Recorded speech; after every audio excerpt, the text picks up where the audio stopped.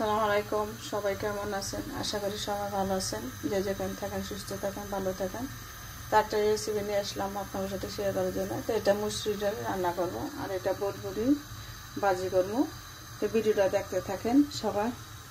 তো ডালটার মধ্যে 1 চামচ লবণ দিয়ে দিলাম, পরে 1.5 চামচ, আর এটার মধ্যে দিলাম 1.5 চামচ। তো এখানে সামান্য পরিমাণে হলুদের পাখি দিয়ে দিলাম একটু। এখানে আলুটি কুচি করে নিলাম, এটি এখন দিয়ে দিলাম, কারণ বটবটিটি সিদ্ধ হয়ে গেছে গা।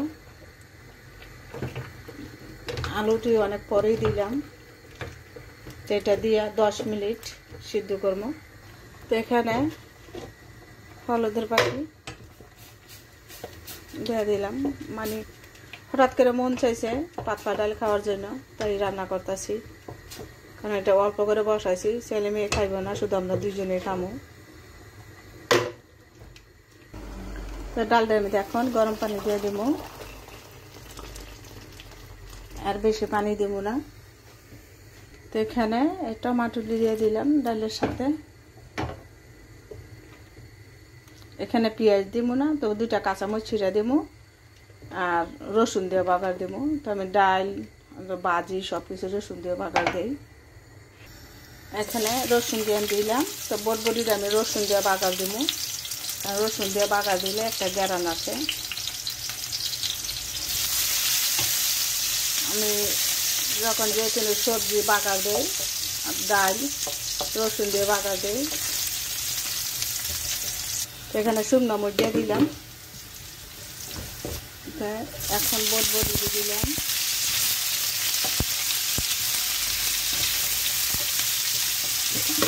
দিয়ে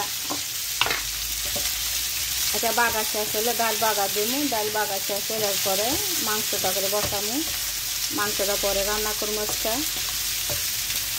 তো যে ভাজিটা হয়ে গেছে, এখন নামাইলাম ওইটা।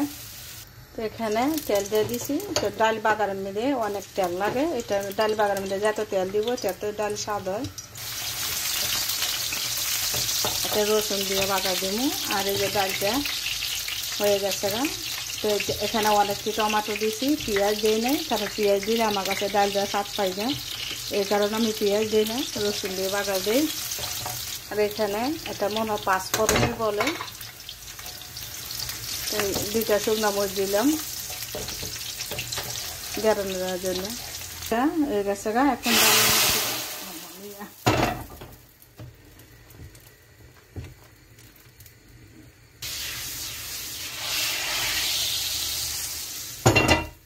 তো মোটামুটি ডাল রান্না শেষ হয়ে গেছে। এখন ধনিয়া পাতা দিব। তো ডালটা একটু ঘন করলাম, ঘন ডালটা খাইতে একটু স্বাদ লাগে।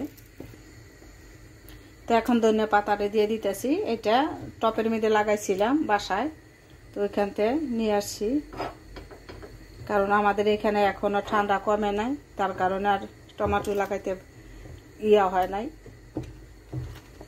ধনিয়া পাতা কিন্তু সবজিও হয় না এখনো। তো টমেটো ছাড়া লাগাইছিলাম অনেকটি, এখন জানি না কি অবস্থা আছে, কারণ দোকানের পিছনে লাগাইছি, ওইখানে পিছনে যাওয়া পরে কম। তো যে এতক্ষণ লাগায় ভাজি করলাম, ডাল রান্না করলাম, কিন্তু পেঁয়াজ ব্যবহার করলাম না, রসুন দিয়েই, মানে খালি গরু মাংস রান্না করবো পেঁয়াজ দিয়ে।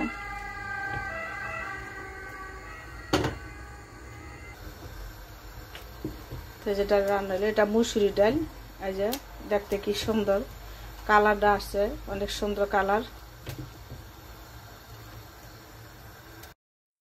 তো এখানে গরুর মাংস রান্না করবো, আজকে একটু তেল বেশি পড়বো, কারণ আজকে ঝোল দিয়ে রান্না করবো না, একটু শুকনো করে। তো এখন পেঁয়াজ কুচিটি দিয়ে দিব।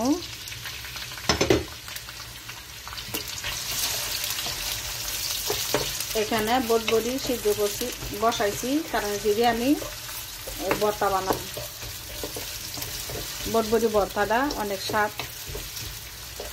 পেঁয়াজটা বাজাইছে এখানে হলুদের পাখি, মরিচের পাখি, একটা মশলা, কাঁচামরিচ, লবণ একসাথে দিয়ে দিলাম।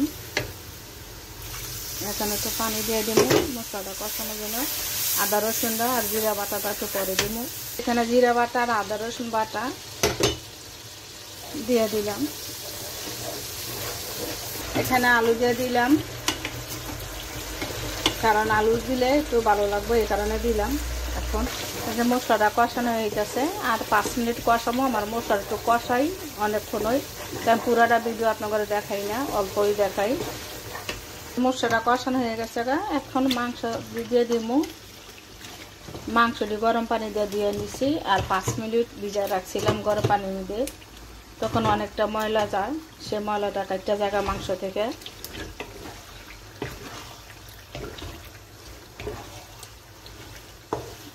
কারণ ময়লা লাগা মাংস যখন দেখি নিজের চোখে, তখন এটা পরে রান্না করতে গেলে মানে নিজেতে খারাপ লাগে যে কত ময়লা লাগে রান্না করা হতো। আগে রান্না করতাম, তো যখন দেখলাম এরপরে তার কখনো রান্না করি না। সবসময় মাংসটা গরম পানি দিয়ে নিই। তো কষানাতে পানি দিয়ে উঠছে, তা আমি এটারে আলুটা দিয়ে দিব। এটার মধ্যে বেশি পানি আজ রাখবো না, পানি কম দিব। তা আলুটা সিদ্ধ হয়ে যাবো গা, এই পানির মধ্যে একটু শুকনো শুকনো রাখবো।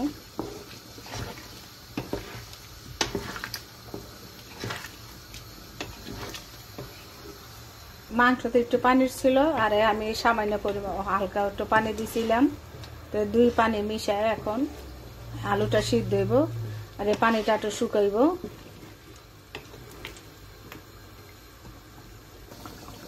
তো মোটামুটি রান্নাটা হয়ে গেছে গা, আলুটা সিদ্ধ হয়ে গেছে গা। তবে এতটুকু জোর রাখবো, কারণ বিকালে আবার একটু গরম করতে হয় তরকারিটা। তো আর হালকা একটু জল থাকবই, এতটুকুই। তা রান্নাটি কার কাছে কেমন হয়, যদি ভালো লাগে লাইক শেয়ার করে দিবেন। আর জানি না কার কাছে কেমন হয় আপুর রান্নাটি। তো মাংসটা সাদা দেখতেছেন, এক আপু জিজ্ঞাসা করছিল, আপু একবার সাদা মাংস একবার লাল মাংস রান্না করো। তো এটা গরু যখন বড় থাকে তখন মাংসটা লাল হয়, এটা ছোট গরুর মাংস, এই কারণে গরুর মাংসটা একটু সাদা। তবে এটা অনেক নরম, খাইতেও ভালো লাগে। তো সবাই ভালো থাকেন। এই ফোন তো আজকে জানি না কার কাছে কেমন হইলো। আল্লাহ হাফেজ, সবার জন্য শুভকামনা রইল। সবাই ভালো সুস্থ থাকেন।